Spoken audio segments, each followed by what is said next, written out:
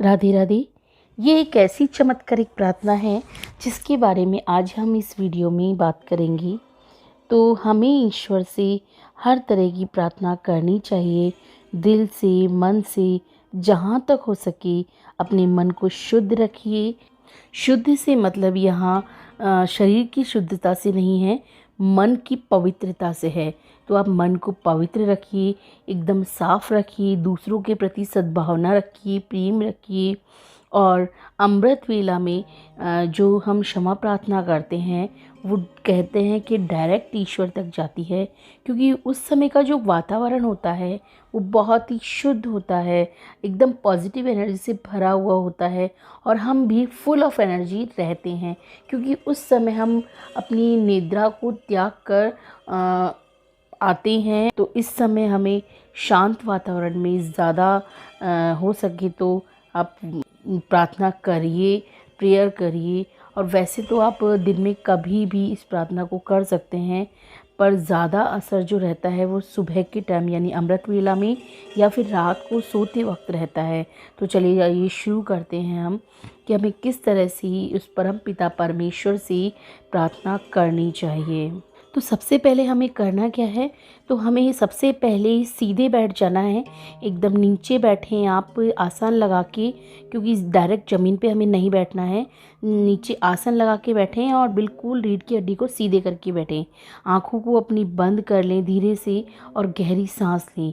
और फिर उसके बाद आप परमपिता परमेश्वर को याद करें और उनसे कहें, हे परमपिता परमेश्वर, रात और दिन मेरे द्वारा सहस्त्र अपराध होते रहे हैं और होते हैं, किंतु मैं आपका ही बालक हूँ और मुझे क्षमा करो। मैं ना तो आपका आवाहन जानता हूँ, ना ही आपकी प्रार्थना करना जानता हूँ, यहाँ तक कि मैं तो आपका गुणगान करने में भी समर्थ नहीं हूँ। मैं अज्ञानी हूँ और आप हो ज्ञानवान। तो हे प्रभु, मुझे क्षमा करो। मैंने आज तक जो भी बिना नियमों के पालन किए आपकी स्तुति की है, आपकी पूजा की है, आप उसे स्वीकार करो और मेरे अपराधों को क्षमा करो, क्योंकि कोई भी जीव कितना भी अपराध क्यों ना कर ले, आपसे वो छुप नहीं सकता। आप उसे हर तरीके से जानते हैं। जब वह आपकी शरण में आकर खुद को समर्पित करता है तो आप एक क्षण में उसे मोक्ष प्रदान कर देते हैं।